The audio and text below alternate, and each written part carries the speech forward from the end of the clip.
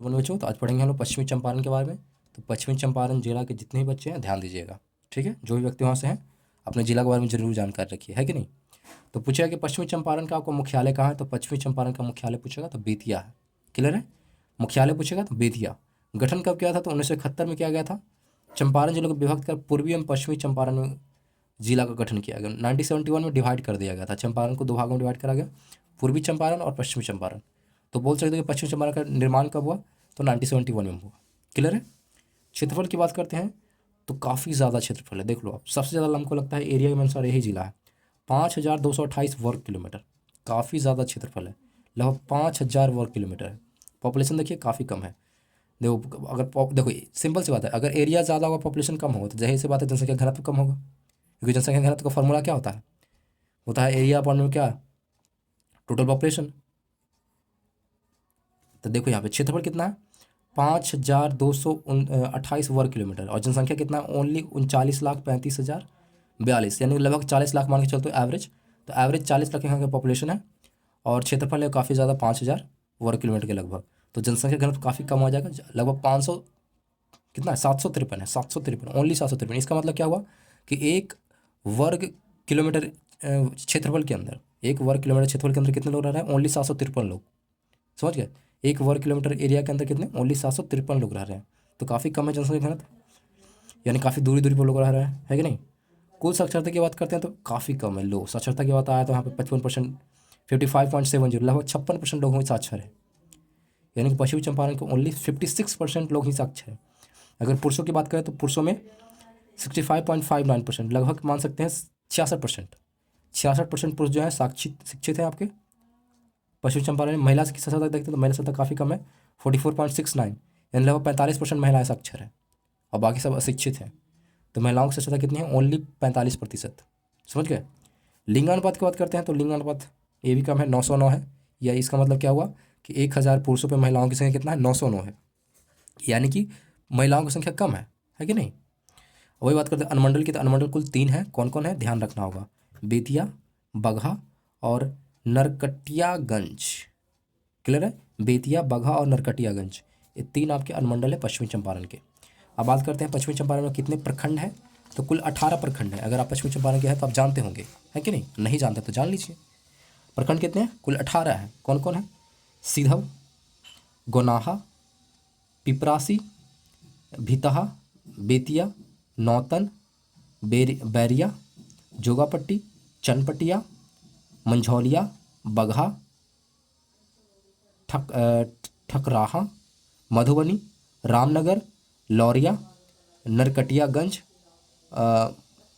मैनाटाड़ और सिकटा, ये सारे कुल प्रखंड हैं। अगर आप किसी से मिलते हैं, किसी यार या दोस्त से मिलते हैं, किस जिला से आपको बता दिया, ठीक है, तो सबसे अच्छा तरीका है कि उसके जगह के बारे में जानने का उससे उसका प्रखंड पूछ लीजिए। अगर प्रखंड आप पूछते हैं तो आपको आइडिया मिलेगा, अरे प्रखंड है तो किस जिला से होगा, कहाँ होगा, है कि नहीं।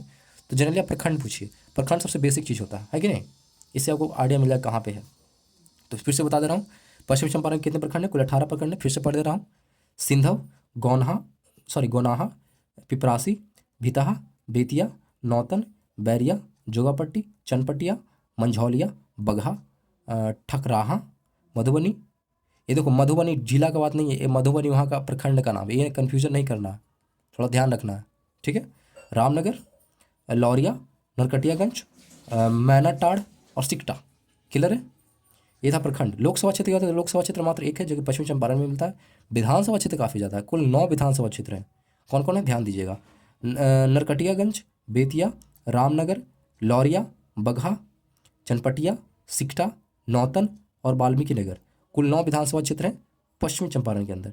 प्रमुख व्यक्तित्व यानी कि महान व्यक्ति जो पश्चिमी चंपारण से ताल्लुकात रखते हैं, यानी कि वहाँ से संबंध रखते हैं या वहाँ के रहने वाले थे, तो विश्वनाथ सिंह जो कहाँ से है, पश्चिमी चंपारण से हैं, और कपिल देव राव ये भी जो है पश्चिमी चंपारण से हैं। यानी महान ये व्यक्तित्व हैं, महान लोग हैं ये, जो पश्चिमी चंपारण से बिलोंग करते हैं।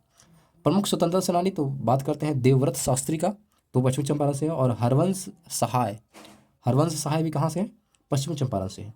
मिट्टी की बात करते हैं, वहाँ की मिट्टी कैसी है, तो जनरली आपको तराई मिट्टी मिलेगी चंपारण में, यानी पश्चिमी चंपारण के अंदर जनरली आपको क्या मिलेगी, तराई मिट्टी मिलेगी। प्रमुख मेला की बात करते हैं तो हाँ एक प्रमुख मेला लगता है जिसका नाम है सहोदरा मेला।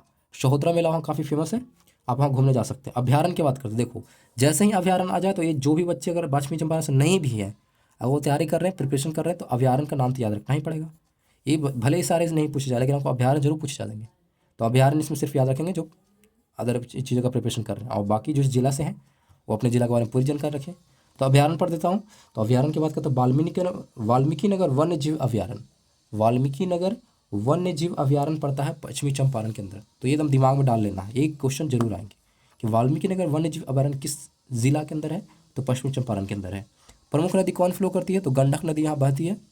उद्योग की बात करते हैं, यहाँ चीनी मिलें हैं, चीनी की मिल है, यहाँ के प्रमुख उद्योग चीनी ही रह गया, ठीक है। पर्यटन स्थल जहाँ आप घूम सकते हैं, तो ये बात करते हैं पश्चिम चंपारण में आप घूमने जा सकते हैं। बेतिया से गांधी ने नीलहा साहबो, यानी अंग्रेजों के अत्याचार के विरुद्ध आंदोलन प्रारंभ किया था। यानी कि बेतिया से उन्होंने गांधी जी ने क्या करा था, पश्चिमी चंपारण पढ़ा होगा आपने, दांडी मार्च वगैरह। तो अंग्रेजों के खिलाफ इन्होंने अत्याचारों का शुभारंभ जो किया था, बेतिया से स्टार्ट करा था इन्होंने, गांधी जी ने। तो उस जगह को आप देख सकते हो। 1938 में गांधी ने यहाँ बुनियादी शिक्षा के समारोह में पधारे, और भितहरवा में गांधी जी का आश्रम है। लौरिया नंदगढ़ में अशोक की लाट है।